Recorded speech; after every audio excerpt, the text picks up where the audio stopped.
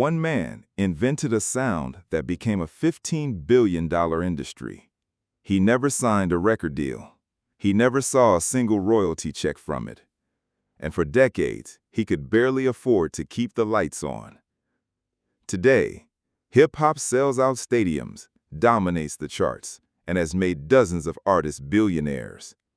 The man who built it from 2 turntables and a mixer was almost evicted from the building where it began.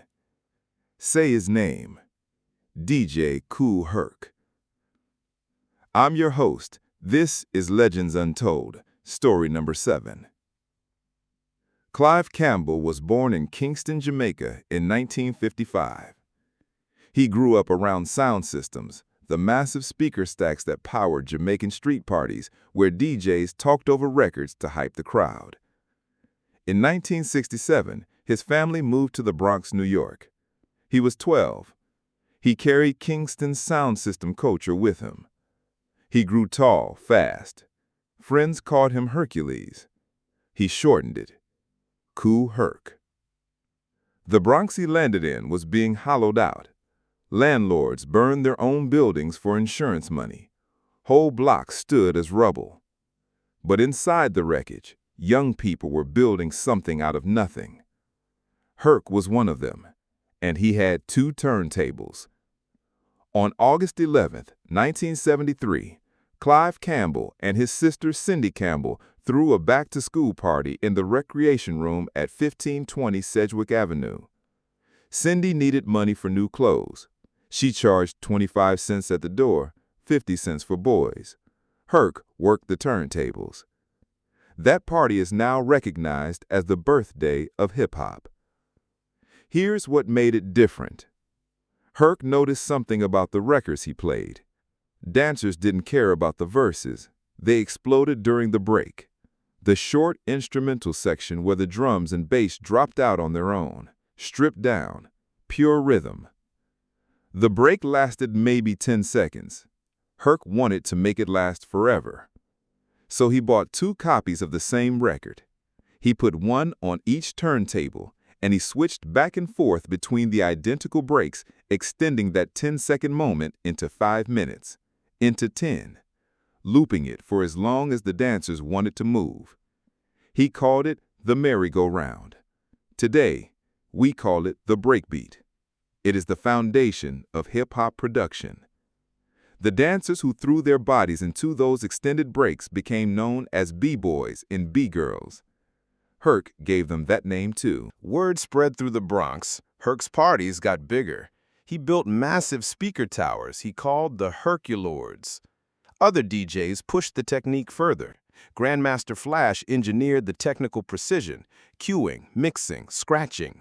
Africa Bambaataa built community and philosophy around it, founding the Universal Zulu Nation to pull young people out of gang life. MCs started talking over the breaks. Rapping was born on top of the foundation Herc had poured. By the early 1980s, hip-hop had a record industry. Sugar Hill Gang, Grandmaster Flash and the Furious Five, vinyl singles selling in the hundreds of thousands. The culture Herc started in a rec room was becoming a business, built by people who came after him. DJ Kool Herc never signed a record deal. He didn't rap. He didn't release the singles that made other artists rich. He was a DJ behind the turntables, not in front of the microphone. In 1977, he was stabbed at one of his own parties, nearly killed trying to break up a fight. He survived, but something in him pulled back from the spotlight. For decades, Clive Campbell lived a modest life, largely outside the wealth his invention generated. In 2007, the building where it all started, 1520 Sedgwick Avenue, nearly became luxury condos. Herc faced losing the physical birthplace of hip-hop to the same market forces the culture now celebrates. In 2011, he was hospitalized and needed surgery he could not afford. Fans and fellow artists organized fundraisers just to cover his care. The man who built the foundation for a multi-billion-dollar industry was passing around a donation jar. In 2023, 50 years after that first party, DJ Kool Herc was inducted into the Rock and Roll Hall of Fame. 50 years. That is how long it took the industry to formally say his name in its own Hall of Honor. By then, hip-hop had grown into a global force worth more than $15 billion a year, bigger than country and rock combined in U.S. recorded music revenue.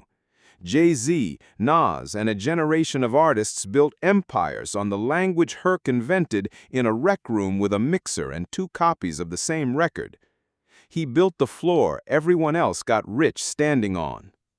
DJ Kool Herc's name is now permanently tied to August 11, 1973, recognized by the Library of Congress and by cities across America as the day hip-hop was born. 1520 Sedgwick Avenue still stands. It was saved from the condo conversion and now carries historic recognition as the birthplace of hip-hop. But recognition is not the same as what he was owed. A pioneer should not have to wait 50 years for an induction or pass a hat to pay a hospital bill while the sound he built plays in every stadium on earth. Clive Campbell gave hip-hop its first turntable trick and its first name for the dancers on the floor. The industry took the invention and moved on without him. Say his name, DJ Kool Herc. I'm Amin Ali Shabazz. This is Legends Untold. Subscribe, share this story, and visit the Legends Digital Museum to see more of the history the industry left behind.